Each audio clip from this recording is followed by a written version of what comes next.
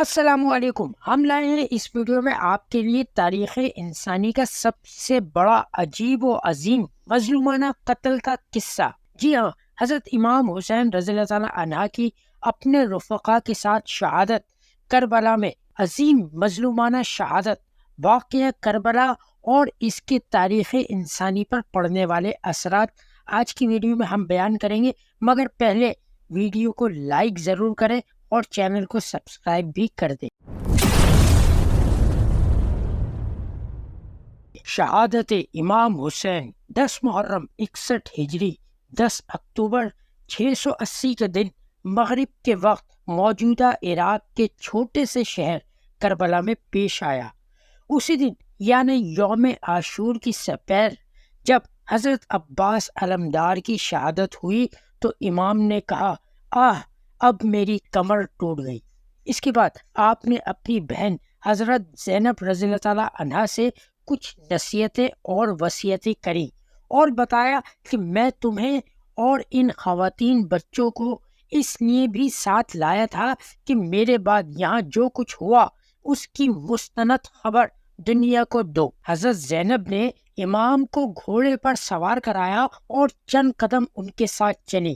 میدان کربلا میں اب کوفی اور شامی فوجی آپ کے ہی منتظر تھے۔ ہر چند ابن زیاد اس وقت تک 72 جانثار حسین کو قتل کر چکا تھا، مگر کوفی کمانڈر عمر بن سعد اب بھی چاہتا تھا کہ امام کو زندہ گرفتار کر کے دربار یزید میں پیش کرے، اور اس نے یہ آفر امام کو کری، مگر آپ نے کہا، میرے ساتھیوں نے حق کی خاطر جان دی، میں کسی غلام کی حیثیت سے گرفتاری نہیں دوں گا۔ آپ نے لڑنے کو ترجیح دی۔ اس پر چاروں طرف سے فوجیوں نے تیر برسائے اور حملہ کر دیا۔ امام کا گھوڑا تیروں سے چھنی ہو کر شدید زخمی ہوا اور لڑکھڑانے لگا۔ خود امام بھی زخمی ہوئے، مگر ان کی تلوار برابر چلتی رہی۔ باوجود اس کے کہ امام ان کے نرغے میں تھے، کسی بدبخت کی اتنی ہمت نہ تھی کہ امام پر براہ راست حملہ کرے۔ یہ بدبختی شمر بن ذیلجوش اور سنان بن انس کے حصے میں آئی، جنہوں نے آگے بڑھ کر امام کا سر مبارک تن سے جدا کیا اور دنیا بھر کی لعنتیں سمیٹیں۔ خاندان بنو امیہ اور خانوادہ رسول کائنات کا آپس میں اختلاف خاصا پرانا تھا۔ فتح مکہ کے موقع پر ہند زوجہ ابو سفیان کا رویہ کیسا تھا، یہ تاریخ کی کتابوں میں موجود ہے۔ بعد میں یہ لوگ شام کی فتوحات میں کامیابی کے بعد وہاں مضبوط ہو گئے، البتہ حضرت عثمان کی خلافت کے وقت یہ کھل کر سامنے آ گئے۔ حضرت علی کی خلافت کے 5 سالوں میں 3 جنگیں، جنگ جمل، صفین، نہروان کے معرکوں کے بعد بھی یہ اونٹ کسی کروٹ نہ بیٹھا۔ اس پر سن 661 عیسوی میں حضرت علی شہید کر دیے گئے۔ آپ کے بڑے فرزند نے خلافت سے دستبرداری کا اعلان کر دیا۔ اس کے باوجود ایک سازش کے تحت حضرت حسن کو زہر دے کر شہید کر دیا گیا، مگر جب یزید نے خلافت کا اعلان کیا اور لوگوں سے اپنی بیعت کرانی چاہی تو اکثر صحابہ جو موجود تھے یا ان کی اولادوں نے خاموشی اختیار کری، مگر کوفہ اور اہل بصرہ نے امام حسین کو پیغامات بھیجے کہ ہم آپ کو خلیفہ بنائیں گے، آپ یہاں آ جائیں، ہم نے آپ کے والد کا بھی ساتھ دیا تھا۔ آپ نے ان باتوں کی تصدیق کے لیے مسلم بن عقیل کو کوفے بھیجا۔ اس وقت تک ہزاروں کی عوام نے مسلم بن عقیل کو یقین دلایا کہ ہم آپ کے ساتھ ہیں۔ مسلم نے امام کو کوفے آنے کا خط لکھ بھیجا۔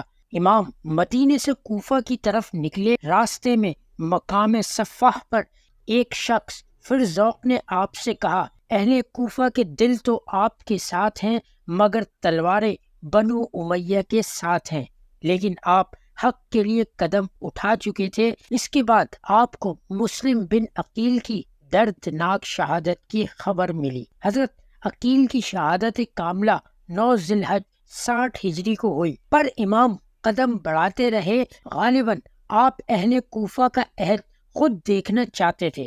اس وقت تک یزید نے کئی سخت احکامات اہل کوفہ و بصرہ اور جہاں جہاں حسینی قافلہ گزر رہا تھا، وہاں کے لوگوں سے جو امام کا ساتھ دیں سختی سے نمٹے۔ یوں آپ جب کوفہ میں داخل ہوئے تو شہر سناٹے میں تھا، تاکہ آپ نہر فرات کے کنارے کربلا میں ٹھہرے۔ حضرت امام کی عمر اس وقت 56 سال اور حضرت زینب کی عمر 54 سال تھی۔ امام اہل کوفہ کی بد عہدی دیکھ چکے تھے، یہ انسانی تاریخ کی سب سے بڑی بد عہدی تھی۔ قافلہ حسینی میں 72 مرد اور خواتین بچے ملا کر 90 کے قریب لوگ تھے۔ بعد میں 9 محرم کو حضرت حر کے 30 جوان بھی ان میں شامل ہو گئے۔ محرم کے ماہ میں ہی آپ پر پانی بند کر دیا گیا۔ اس طرح یکے بعد دیگرے آپ کے عظیم رفقا شہید ہو گئے۔ اسی دوران آپ اپنے ساتھیوں اور مخالف سپاہ سے برابر خطاب بھی کرتے رہے۔ انہی میں حضرت حر اپنے 30 ساتھیوں کے ساتھ آپ سے آن ملے اور وہ بھی شہید کر دیے گئے۔ قتل حسین کے بعد یزیدی لشکر نے فتح کے نعرے بلند کیے اور ابن زیاد کے فوجیوں نے لوٹ مار کی کوشش کی۔ اب حضرت زینب دیوار آہن بن کر آڑے آئیں۔ حضرت زین العابدین، ام کلثوم، کچھ بچے اور حضرت زینب کو گرفتار کر کے کوفہ شہر کی مرکزی راہ گزر پر لایا گیا۔ شہداء کے سر مبارک بھی لیے گئے۔ کربلا کے پاس ایک گاؤں بنو اسد نے 11 محرم کو وہاں آ کر عزت و احترام سے شہداء کی لاشوں کو دفنایا۔ کوفے کی گلیوں میں سوختہ تھا۔ تمام شہری ہاتھ جوڑے منہ لٹکائے اپنی گھروں، چھتوں اور دریچوں پر شرمندہ بیٹھے تھے۔ حضرت نے انہیں بددعا دی کہ جس طرح تم نے نبی کے نواسے کے ساتھ بد عہدی کی، تم ہمیشہ ایسے ہی روتے معافی طلب کرتے رہو گے۔ تاریخ میں یہ گروہ توابین کہلایا۔ دربار یزید میں حاضری اور قید کے بعد حضرت زینب جب تک زندہ رہیں واقعہ کربلا کا حقیقی بیان کرتی رہیں۔ قاتلان حسین میں سے شمر کوڑ کے مرض میں مر گیا۔ یزید اور باقی لوگ بھی چند سال کے اندر اندر جہنم واصل ہو گئے۔ تو یہ تھی ہماری آج کی ویڈیو۔ ملتے ہیں اگلی ویڈیو میں نئے ٹاپک کے ساتھ۔ اپنا بہت بہت خیال رکھیے گا۔ اللہ حافظ۔